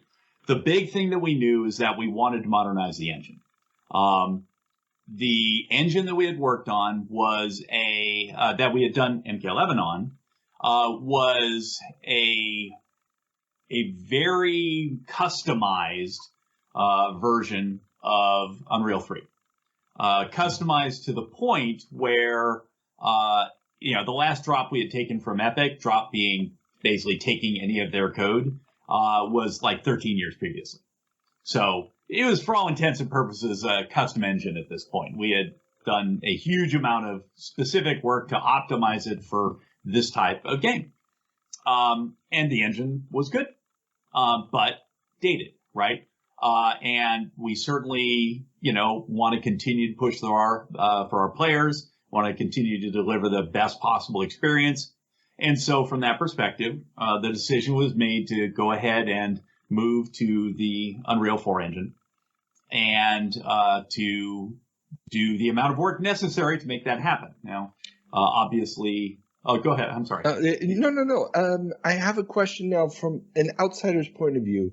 So sure. To understand what is missing then from the engine, I mean, if I was going to try to look at this very simplistically, I'd be like, well, is there a limit inside the engine to how many polygons can be on the screen, or is it just, can you use the old engine to just push more math on the screen, or are there features, effects, translucencies, whatever in the new engine that would enhance the graphics? What does it actually mean or what are you missing out on by not upgrading the engine? Well, by not upgrading the engine, it sort of limits the maximum capability of what we can do, particularly visually, with the game, right? We want to be able to maintain that modern look. We want to be able to eventually move into more advanced tech. And Unreal 4, if you look at an Unreal 4 game and an Unreal 3 game side by side, the difference is obviously very notable, right? And for us to basically, do everything that we wanted to be able to do would have required us to either build our own engine or leverage an existing engine. Obviously, we have a long-standing relationship with Epic, and so it felt like a logical step. We already had familiarity with Unreal. Obviously, there's a big difference between Unreal 3 and Unreal 4, particularly our version of Unreal 3. But our expectation was that it would give us the ability to do things visually that we simply could not do with the existing engine. And so since we wanted to be able to, have the fidelity continue to rise as player expectations rise, we wanted to lean into that. And on top of that, I think it's safe to say that there are fundamental engineering decisions that once you're well down a path on an engine that are hard to unwind. But when you go to a new engine, you have an opportunity to sort of do those a different way to optimize it so that we have a better development pipeline or what have you. So I think it's kind of multiple factors that led us to wanting to make that shift. But ultimately, it was all driven by player experience and wanting to maximize the player experience and make the best quality of product we could make. And that required that shift. Gotcha. Okay. So, sorry. So please continue. So you decide to make the change. So we decided to make the change. And with that decision came a good question of, okay, so what do we lean into next, right? And ultimately, because we knew it was going to take more time between games, MK11 released in 2019, right? And so we have that game comes out. We release, Aftermath a year later. We release the Ultimate Edition of the game 6 months after that. At this point, we then are moving on whatever the next product is. But we knew it was going to take time to do this engine transition. It always takes a massive amount of time because it's not like you're literally building everything from scratch, but it's real close. Understand that even when using a sophisticated engine like Unreal 4, you have to tailor it for your specific needs, right?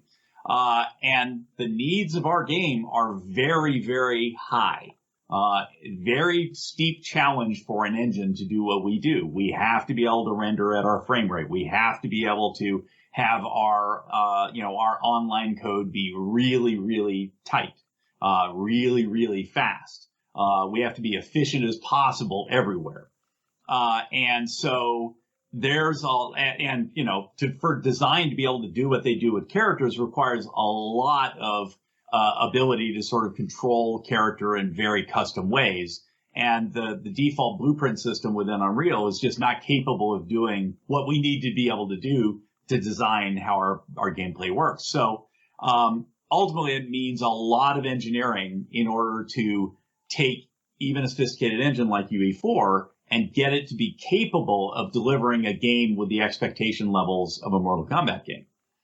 And so for us, it was a question of, okay, where do we go with this? And, one of the factors we had, that had to be thought about, and this was not by me, this is all above my pay grade where that decision is being made. But ultimately, I think they took into account several factors, including, the amount of time it would be between the primary franchise Mortal Kombat games, right?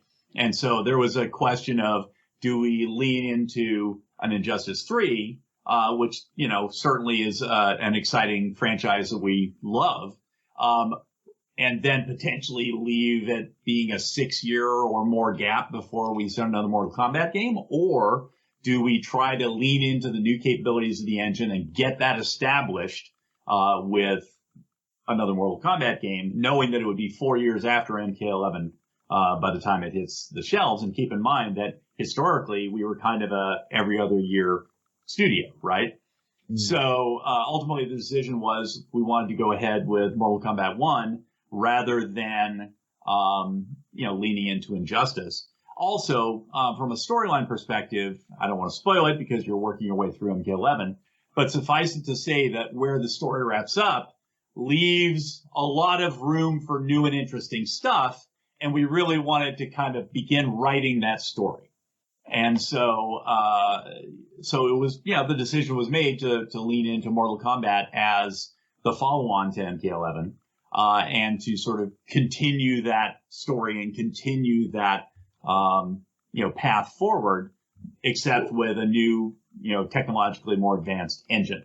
And it's our expectation that, of course, we'll build on that engine for future games. Gotcha. Now, I do have to ask, because this is an interesting hint here at you wanted to continue that story.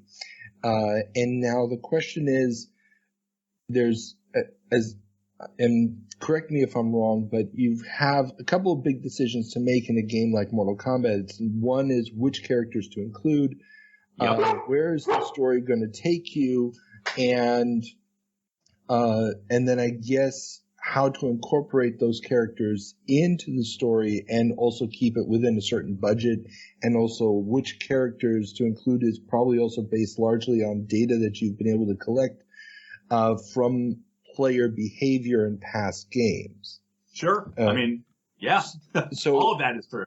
So how does it work? Do you start off, or what's the order of that process? So we got the tech being developed on one side of the company. Is those decisions about content of the games happening completely independent from the tech development, or is it okay? So nothing in our company happens independent of anything else at our company. Okay. One of the aspects of NetherRealm is that, we're relatively speaking a modestly sized studio, and we're not 600 developers. We're working on this giant AAA title. The studio the group that's working on the console title is usually about 150 people, spread across all disciplines.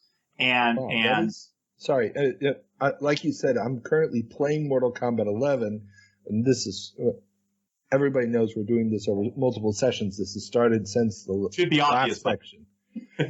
Yeah, because I was intrigued by the whole thing, and it is an amazing experience. As an old school MK fan, I did not know that this existed, the story mode as such.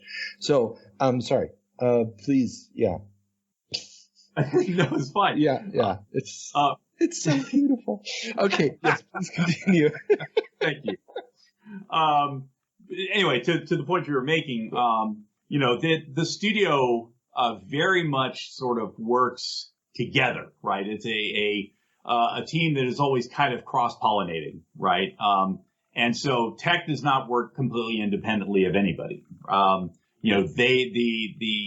The technology team that's putting together the basic engine has to work very closely with design to make sure that the tools do what they need to do. The gameplay team works very closely with the design team to ensure that we can stand up the core game engine and then get everything working the way that it's supposed to and feel the way it's supposed to.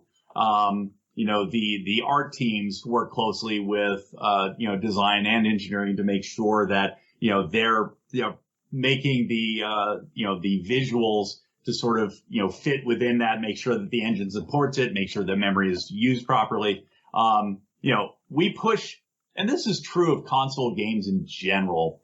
But we squeeze every drop out of the console.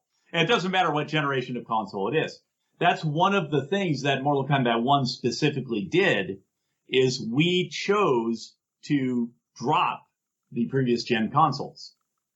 So we shipped on Xbox Series X, S, and PlayStation 5 and PC. We did not go back to PS4. We did not go back to Xbox One. And that was a decision made so that we could lean into the capabilities of those consoles. And we still have to squeeze every drop out of those consoles because of what we're trying to do, because we're trying to, throw so much at the player and give them so much, gameplay. One of the things I'm giving away a little bit to you because you haven't played Mortal Kombat 1 yet, but one of the things we did in Mortal Kombat 1 is we leaned into what we call our cameo system, where effectively there's 4 characters that'll be on the screen at once. So you have your primary character, and then you could call in a cameo character who will come in and execute a move to support you. And those characters are not just visuals. They're on screen. You can interact with them. You can hit them, right? So that pushes the capabilities of what our engine can do. Again, we need all the horsepower that the system provides. So, as such, the team has to work very much hand in hand from the beginning in order to make sure that the tools are doing what we need them to do, that the art team is saying, hey, this is what I want to do, so let's make sure engineering supports this, design is doing the same thing, etc. Gotcha. And so the decisions about story, is that sort of, because wherever you leave the story at the end is going to determine aspects of the next game. Like you just said, you were antsy about getting to the next game. And when you're dealing with a legacy intellectual property like Mortal Kombat, you don't want to be messing up the value of that IP going forward. Agreed. So how complex of a task is that writing process? That is a great question. And the answer is very. And the reality is, we started the writing process for Mortal Kombat 1 basically as soon as we wrapped the previous game.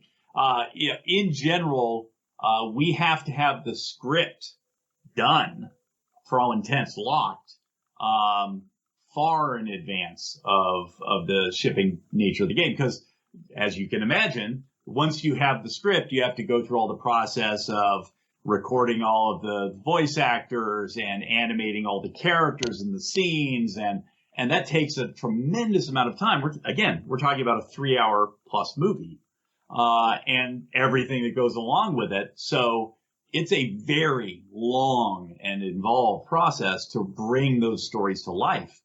And so, we're thinking about the story, over a year, almost 2 years in advance of when people are seeing it and playing it. Okay, wow. And so now with the latest game, new console generation, you started working on it, and this console generation is a little weird just because of COVID and everything else. So a lot of things are weird because of COVID. Yeah. Adoption rates of the new systems were not probably what we would have normally expected given supply chain shortages and so forth. Did that ever give you guys any pause about this decision to go to the next generation? I have no doubt it did. I was not part of that decision, so I can only speculate. My suspicion is I would say probably so. But again, I think the decision that they made was for the right reasons, that they felt that, this is our heart and soul. We want to make sure that we're delivering for those fans, and keeping that flow going so that, people can expect to have the ongoing saga, available to them, to be able to, see growth in that franchise. I would say that we should not expect that, the other directions would be closed for the future. I'm just saying that decision was made for this title, and ultimately I think it was the right decision. Gotcha. Now, the size of the team is relatively small for AAA titles nowadays. Mm-hmm. The increased level of fidelity and detail necessary for characters and backgrounds and so forth in a next-gen game, how did you guys deal with that additional, I guess, I'm assuming it's a larger workload. Yes. Or are there ways to shorten that, have tools evolve that it's not as complicated as I'm thinking it is? No, it's as complicated as you think it is. So to that end, the short answer is we got help. So while there's 150 people in the studio working on this, there's a small army of people who help us, particularly with the content generation. And we have partners that we work with. Some of them are sister studios within the Warner Brothers network, which is fantastic. There are studios that are working on other titles, but, maybe at a point where they can afford to loan us some of their team to help with some of the content generation. And we've been fortunate enough on MK11 and on MK1 to have those opportunities to work with partner studios, sister studios within WB. But beyond that, we also work with external partners. They certainly provide a lot of help when we need it, specifically for content generation, because you're right, it takes a lot. And as the quality advances and the bar goes up, it takes more and more. So it's safe to say that, the size of our team internally is relatively modest compared with, the Call of Duties and so forth. We very much lean on our partners to help us when we need additional heavy lifting for creation of some of the assets. Gotcha. Okay. And that process of, let's call it farming out some of that asset creation, how can we imagine that? I mean, I'm guessing you're not just shipping off, okay, we need a Liu Kang sprite, a character model created, just go and do it. No. Is it broken down to the level of individual textures? Is there an animatic that needs to be, somebody needs to figure out the muscle or skin animation? What are the breakdown of those pieces? Yes and yes to those things. We go through, we spend a lot of energy creating concepts for everything that we need to be done externally, whether it be an animation or a character texture, skin, model, costume. And so we very carefully define what the look of those things and those pieces are and provide those to our partners. The partners will then sort of execute against that concept. And then we very heavily interact with them on basically everything. So, to be honest, while we do lean on a lot of partners, the internal team does a lot of heavy lifting in sort of getting it to all be just right. And finishing that work. So we depend on those partners for a lot of sort of that, like I said, the heavy lifting, but it's all managed very much by the internal team. One of the things to understand is that, you referenced about the IP earlier, about the franchise. Ed Boon is the man responsible for the management of that franchise, and he has an unbelievable attention to detail. Which is part of the reason the games are as remarkable as they are. And as such, he looks at almost everything with his laser focus. So, there is a significant amount of work by the team sort of going through this layered, evaluation, iteration, in order to make sure that everything is at the bar it needs to be so that we can deliver that experience to players. The level of detail, I have to say, like we had a big conversation before we started recording about how blown away I am by Mortal Kombat 11. I can't wait to hear what you think of Mortal Kombat 1. Wait until I get through this, and then I have to figure out how to convince the wife to buy a new console. That is a tougher ask. Yeah, much, much tougher. No, she's just looking at me now. She's actually playing a game in the other room. So, okay, yeah. But yes, I definitely need to see it all. It's amazing. So, okay, now you've got this 4 years, and we might have to cut this one out. But quick question. How does that impact the economics of the studio if you suddenly go from every 2 years a game to a 4-year jump? How risky was that move, or was that a hotly debated issue inside the studio? Oh yeah, I'm not giving away secrets here. That's tough. I mean, the simple reality is the industry are lost on most of the public. Most people don't really understand the economics behind video games, but simple reality is that we're charging 17% more for this game than the game we made 10 years ago. And the costs have gone up significantly more than that. And so, it's tough. We're always looking for ways to reach more players, expand what the game is so that it can reach a broader base and be, interesting and hopefully compelling to a wider range of players. But yeah, that is a tough challenge. We are always trying to make our pipelines as efficient as possible. We're trying to, be able to build all that content as efficiently as we can. And we put a lot of energy into trying to do that because ultimately that means, more bang for the players within a rational cost structure. But going from 2 years to 4 years is tough. And one of the challenges that we had to face.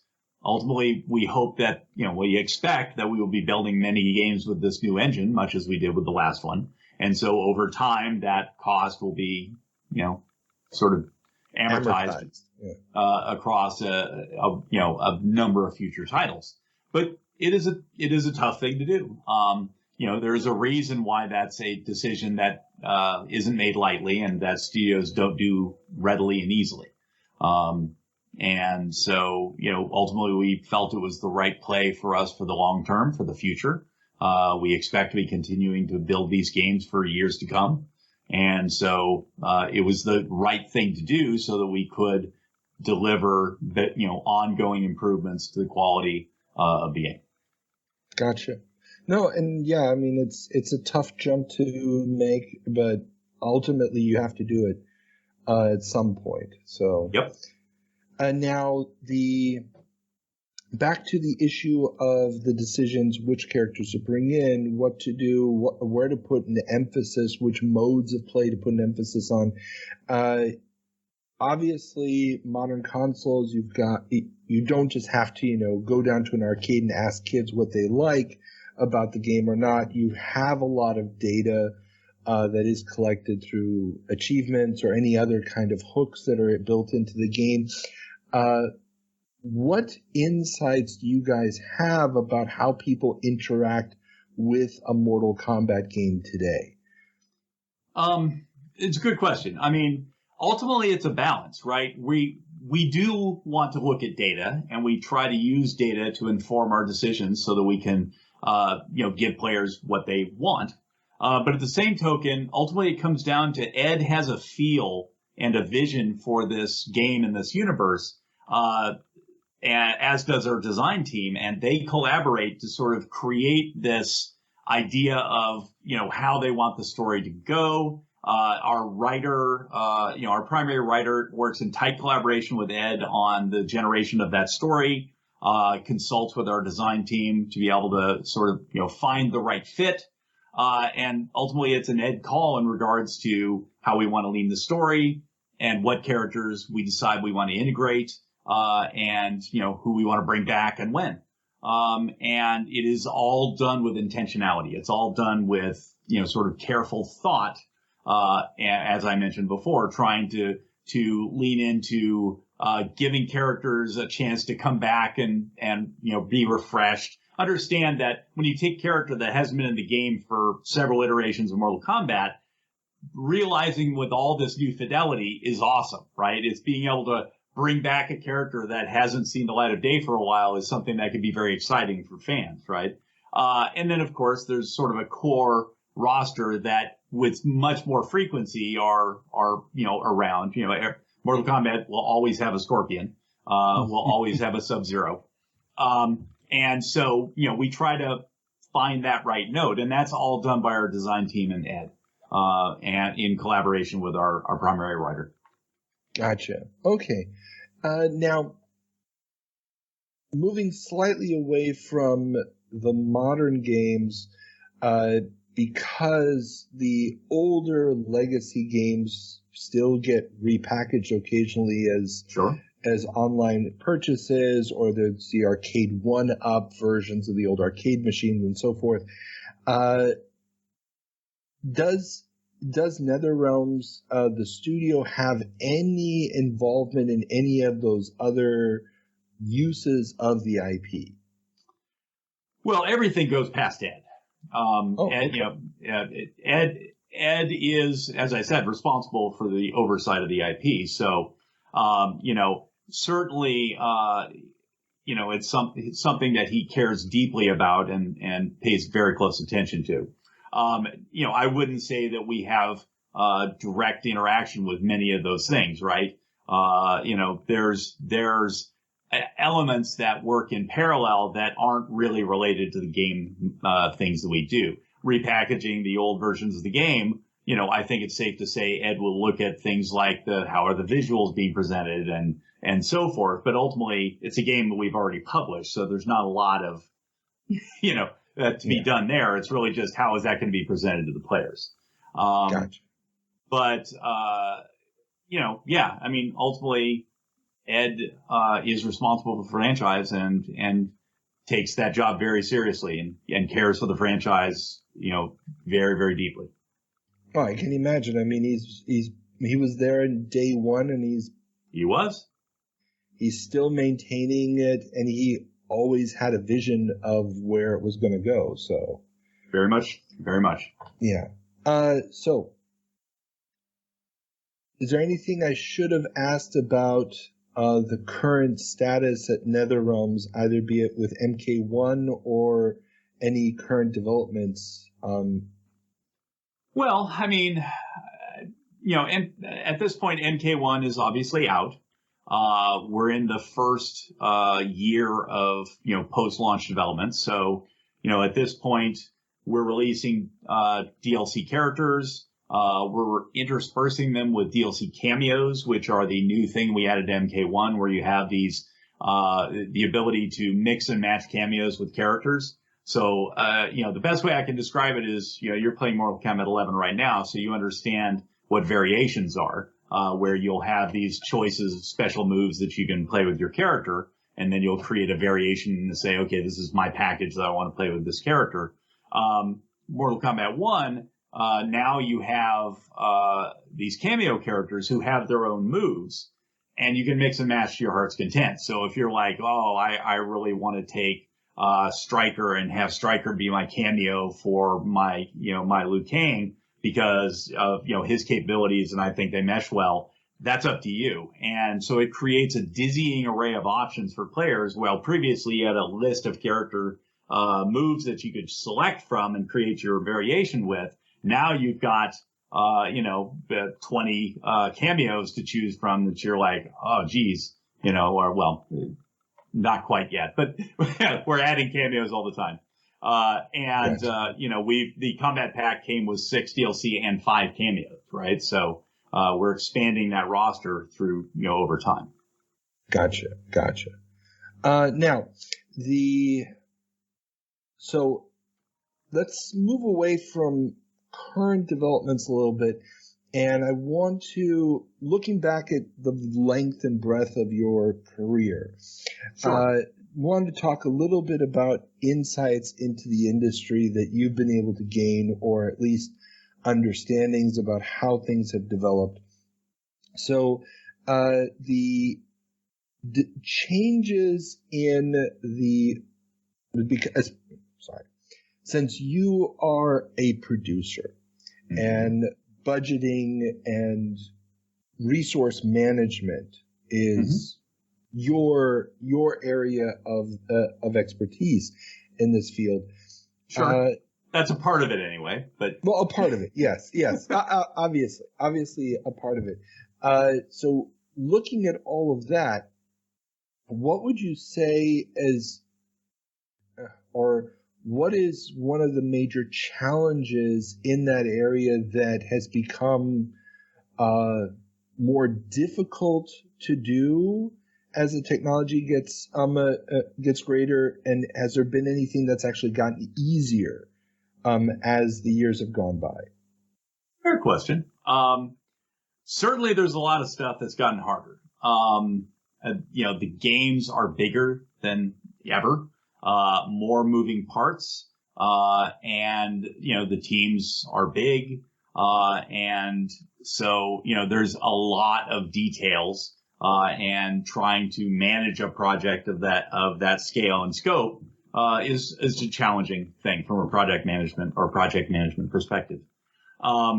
So, when I remember back to the days when I was working at, SSI or what have you, and we were working on a team of 2, maybe 3, with a couple of testers, yay! It's a far cry from working on, a project of this scope.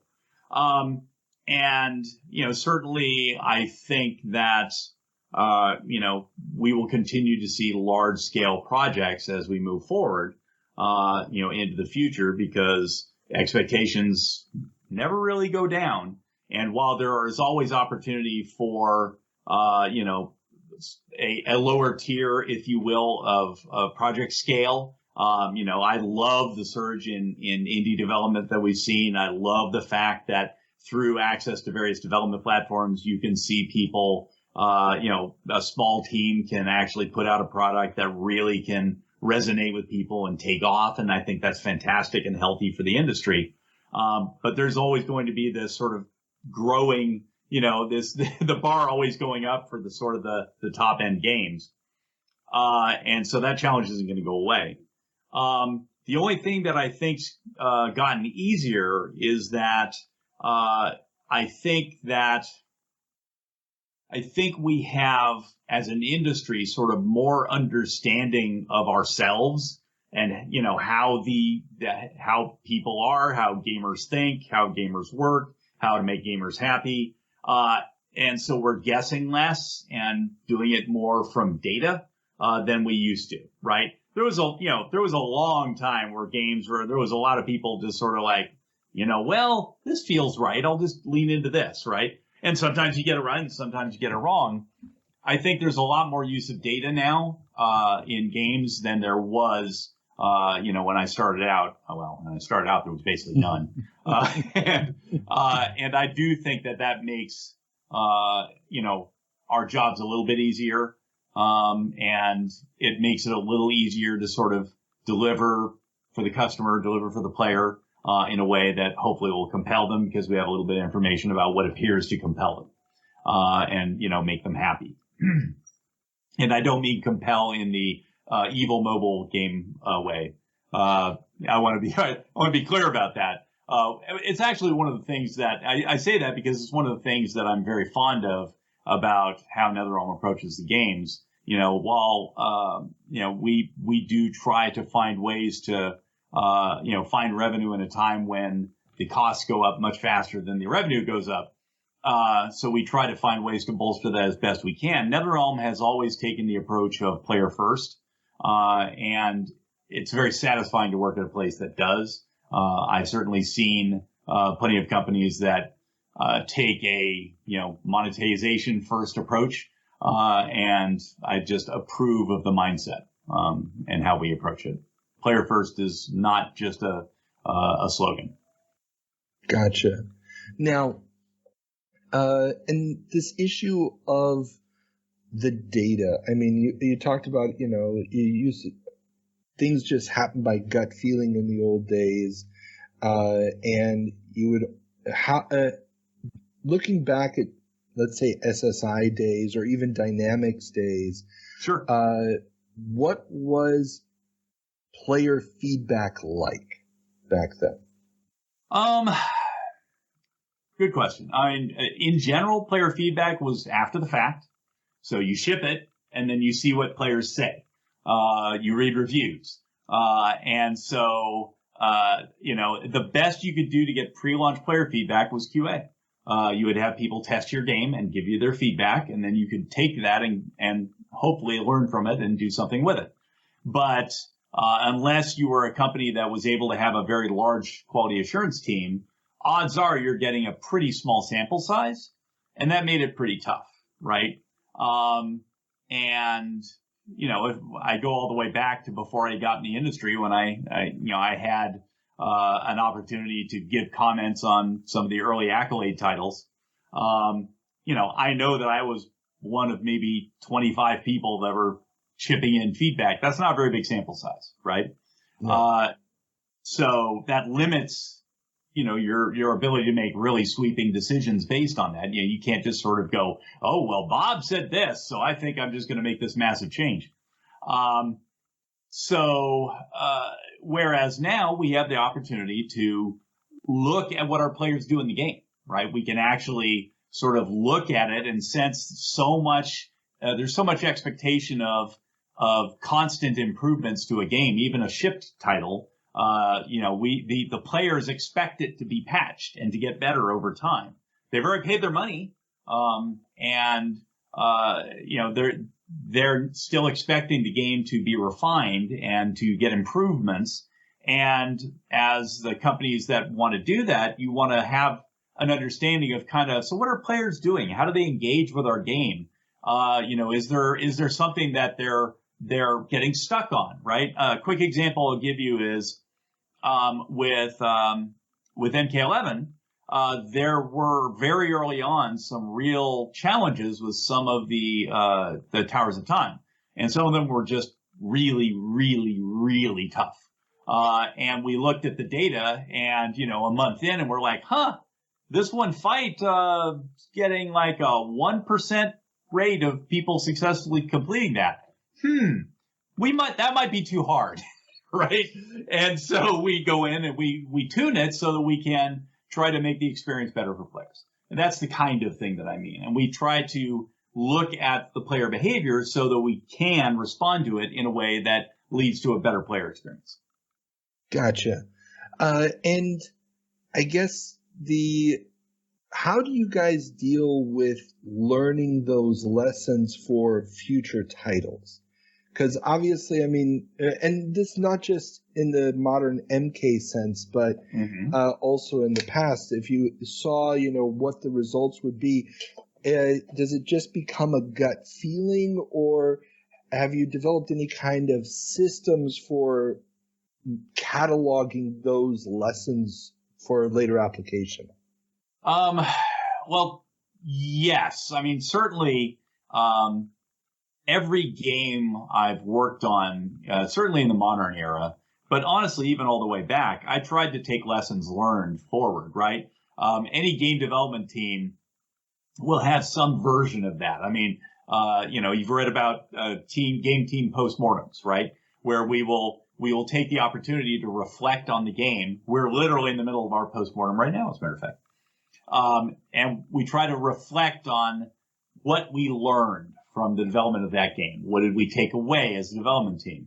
And then you combine that with the data that we're getting from players, whether it be feedback or customer service feedback or, just general looking at the data and seeing player behavior. All of those things combined for us to try and give us guidance on what we do moving forward. And that hasn't changed through the years. I mean, that was true all the way back where, we would do effectively postmortems on the game process and talk about what can we do better, what can we take away from what we just did that we can learn from, and then also, feedback, player feedback. And olden days, maybe it was just reviewers or what have you, but even that would be something that we could go, that's a good point. We should think about that when we're doing the next game. And so I would say that's been part of what, I've done for the entire 35 years I've been doing this. 30. Gotcha. Good grief. I'm old. Oldie but goldie. Now, I do, looking at the plethora of systems that you've worked on over the years. Sure. And there have been many, many churning changes. Hardware manufacturers come and go, and so on and so forth. And the various platforms, especially nowadays, we've got basically everybody's got a gaming console in their pockets with their phones, if you will. Yep.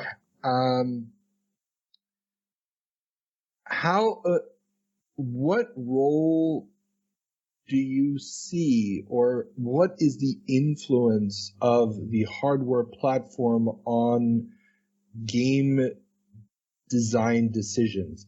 Has that grown in importance? Have you gotten to the point now where everything can do such graphical fidelity that it doesn't really matter as much? No. It matters a great deal. It's one of the decisions you have to make early on, is who your player base is, and that includes what platform you're delivering on. That's why we made an intentional decision to move away from 8th gen consoles and stick with 9th gen, because we wanted to very much lean into making it the best possible experience for players. And had we said, we're going to do 8th gen consoles as well, it would have hamstrung our ability to go as far as we wanted to be able to go. And so that was a decision done with, clear intent. And that was done early on, right? We knew very early on that no, this is what we're going to do. This is the path we're going to be on. You need to make those decisions very early. Because it will affect sort of how you can go forward, and what the game can be ultimately.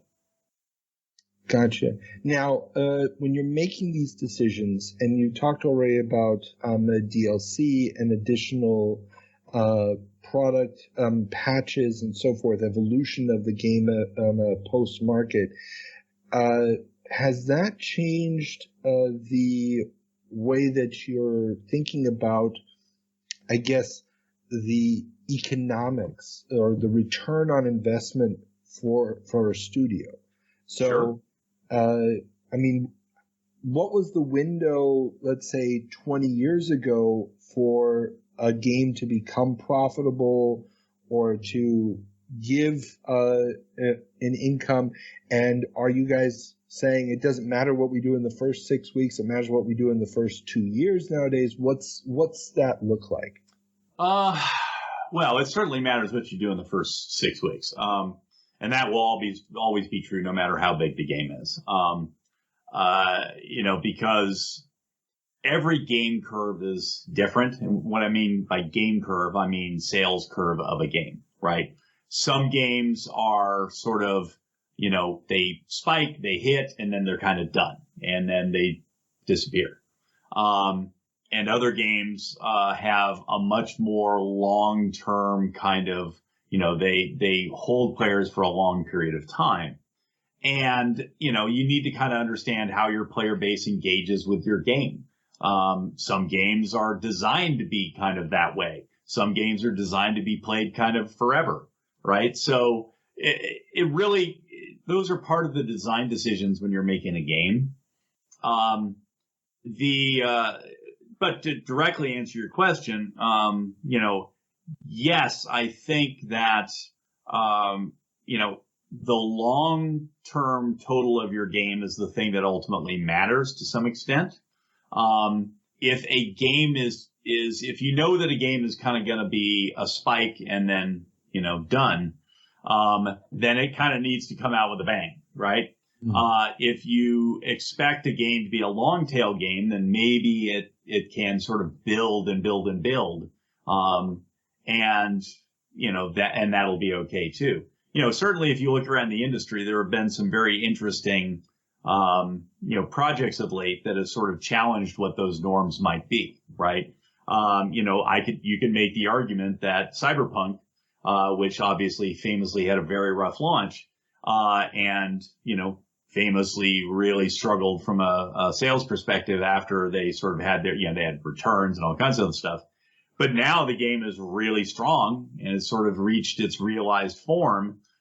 Sales are very good. It's a long tail game at this point. And I think they're perceiving it that way and leaning into it that way. And that's a good example of a game that sort of has that approach and is thinking about it from the long term and leaned into it and earned their profitability, perhaps the hard way with some lessons learned, but they worked hard to get to where hopefully, I have no idea if they are or not, but I hope they are now at this point out of the red.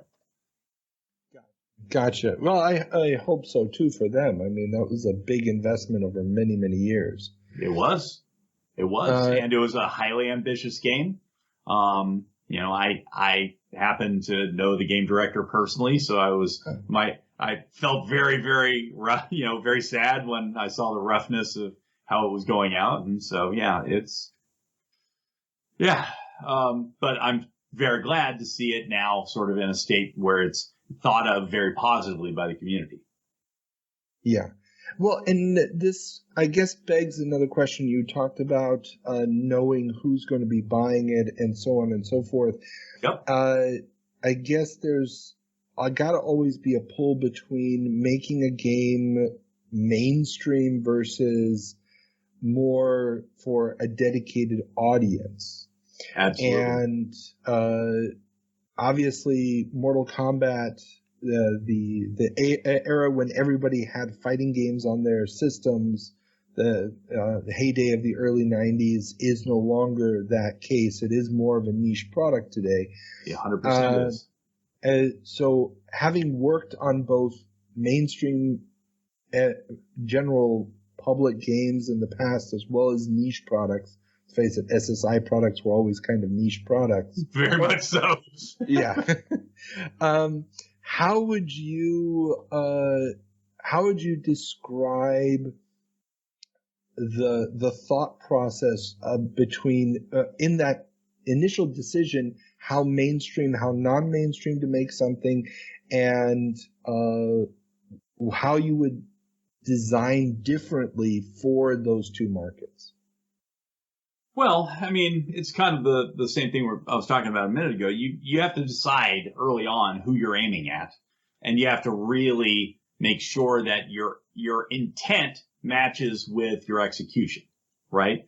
So if you know that you want to cater to your core audience, then you're going to make decisions that might be otherwise not a great decision, right? So if you're, doing a strategy game, hearkening to my SSI days, if you're doing a strategy game, and you know that you're leaning into a niche audience and you're trying to satisfy that audience, dumbing it down and making it sort of mass markety is potentially suicidal, right? Because you may end up losing both audiences, right? The mass market may never be interested because it's still too wargamey or whatever. And then your core audience may go, well, this is dumb. This is, it's missing all the bells and whistles I'm looking for, all the detail that I know I want. And so it's a very dangerous thing. So it just kind of boils down to know who you're talking to. You're correct. Mortal Kombat is, the fighting game audience is a niche. It's a big niche, but it's a niche. And so, we are focused on a very specific audience, but we are trying to find ways to expand and offer ways to engage the game, like our story mode, like some of our single player modes, that don't stand in the way of the heart of the game being what it is in a fighting game. And the better a job we do with that, the more we're able to kind of straddle the fence a bit and get both sides to engage with our product. And that's something that, I think most games that are niche, but are at the AAA level really kind of have to do. Because ultimately, unless you're talking about, if you want to call it shooters a niche, I suppose, but they're fairly mainstream, right? Yeah. Yeah. So if you were to ignore your niche, you'd be potentially in very big trouble. So you just kind of have to understand who you're selling to, spend the time to really think it through. And certainly any major production does this, right? I promise you our planning was something that was, gone into well before we put down a line of code. There was thought given to, who are we talking to? What are we trying to do? Our design team thinks well ahead. They know what they want to do in the next game. I promise you. And that was true when I was working on that. We knew roughly the things we wanted to do on the next iteration. And that was always in our head. Gotcha. So, Graeme, this has been a very, very long journey through your career, a very long conversation. That's because I'm old. No, it's because you have a lot to say because you've done so much. Trust me, a lot of old people haven't done jack. I close out all of my interviews with the same question. Okay. And that is, looking back at your career, what is one industry development that you thought was going to be huge that ended up going nowhere? And what was one development that became a huge thing that you did not see coming? So let me take those one at a time. So, let's take the I didn't see it coming one first. So, as you know, I have a strategy background, right? The advent of real-time strategy, for me, I genuinely didn't really see coming. I understand it in hindsight. Once I sort of, saw the evolution happen, I'm like, okay, I get it. I understand why this is appealing because it's kind of turning a strategy game into a different type of game, right? It's scratching an itch that I genuinely didn't think about, right? Because RTSs are strategy games, yes, but they're also reaction games, and basically it's all about being able to sort of move and think at that speed. And I get why that was compelling, but at the time I did not see that coming at all. So I was busily working away on turn-based strategy games happily, because I've been doing it for years and years and years, and then this started to happen. And, I would look at it, and when I first looked at the original like Command and Conquer, I was like, that's cool, but I was more honestly blown away by the quality of their user interface and the quality of the production values than I was with the quality of the game, right? On the surface, the grognard strategy person in me looked at the rock paper scissorsy nature of the units, and I'm like, yeah, okay, whatever, that's kind of basic. So it didn't really resonate with me, and then obviously it blew up and became a massive genre, and I'm like, okay, I kind of get it.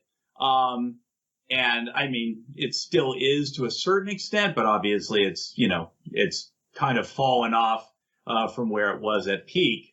I know games like StarCraft and so forth still have their place in the world, but by and large, RTSs are, faded from their glory. But I do understand now where it came from, but I didn't see it coming at all. Gotcha. Yeah, it's perfectly legit. And and I'm not sure I would have done anything differently had I seen it coming. Because ultimately, while I enjoy RTSs, and I very much do, the older I get, I mean, they actually did, this is a total tangent, but that's okay. They did something of an analysis on this quite a few years ago now, but I remember remarking at the fact that, so every athlete has sort of a year that they peak, right? An age where they peak. So, an NFL running back, generally after the age of 30, they're considered over the hill, right? A quarterback maybe can make it to the late 30s, but running back, pretty much once you hit 30, you're about to be done. The perceived age of decline for a real-time strategy player was 21.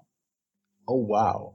So when you're like in your mid-20s, yeah, you're kind of over the hill. You're slowing down. You can't, your CPS can't hold up anymore. You're just not there. I'm just like, that just hurts me. I mean, I literally am like, I barely got into the industry, and I, would have been over the hill for being a competitive esports player in that genre. So anyway, so for me, it was never really a, in my wheelhouse sort of thing. Despite the fact that I do now very much have a passion for them, just like I do for turn-based games. So anyway, yeah, that one I didn't see coming. And then, so the other half of that, I guess, is the one that I did see, or what you thought was going to be huge, and then ended up going nowhere. Well, I'm going to cheat on that one, because I'm not sure I can say that I have ever really fallen for one that I was convinced was going to be big and wasn't. But I'm going to instead go out on a limb, and it's not really that much out on a limb, at least I don't think so, but and say that I don't think VR is ever going anywhere. I think the only future VR has is when we can genuinely get to the point where I don't have to spend, a significant amount of time wrapping myself in something or other, and strapping stuff to my head, to be able to participate in that universe. And to be blunt, it comes down to this. If I'm going to play a VR game and I'm swinging a lightsaber, if I can't hit something and feel it, doesn't work. Simple as that. Perfectly legit. Legit. And so for me, VR as a gaming medium is very limited. I think AR has a tremendous amount of potential, but VR I don't think has any, really. Yeah, I know it's out there, and yeah, there's technology, and yeah, people are, still trying, but I don't think it has a future of any particular kind. You mean we won't be living in the metaverse anytime soon? Well, a lot of people are going to try it, including my parent company. So, that's fine. They've announced what they're doing. Disney's announced what they're doing. More power to them. As a player, if they can get it to the point where it's totally immersive and I can really, feel like I participate in that stuff, I'm in. That'll be fantastic. I don't think it'll be in my lifetime. Gotcha. Okay. Graeme, any final parting thoughts for listeners, people who have enjoyed your games over the years, et cetera, et cetera? Thank you. Genuinely, anybody who's played anything I've done through the years has helped keep me in this industry. So I'm genuinely grateful for having an opportunity to have a career in this business. It wasn't what I expected my career to be necessarily. I always had kind of that itch for it, but I wasn't really sure it was going to be a thing. Like I think I told you at the beginning, I literally fell into it. Answered a part-time weekend playtest job, and that led to me being in this industry for a career. And so, yeah, I'm grateful to the people who have, played games that I worked on and enjoyed them. There are two things that as a game maker that I'm super passionate about. One of them is the joy of the player. And I have many times been fortunate enough to run into people, whether it was, going through a drive-through with a copy of Madden on the seat and having the guy at the drive-through, say, "Oh my God, that's my favorite game." And I'm like, yeah, I work on it. And having them gush at me is embarrassing and satisfying at the same time. And so, that's just very satisfying. And then the other thing is, having had an opportunity for as long as I have to work with as many young people coming up in this industry and acting as a mentor to as many of them as I have, is also one of the most satisfying experiences of my life. Being able to have people, come to me, as many have, and express their gratitude at having gotten a chance to really find their way in this business, and attributing some portion of that to my guidance is incredibly satisfying. So I say to the fans, thank you very much. Thank you for spending some money on something that I worked on. I hope you will continue to do so. Oh, I with your track record, I think it's pretty safe to say that's not going to be an issue. That's very kind. Thank you.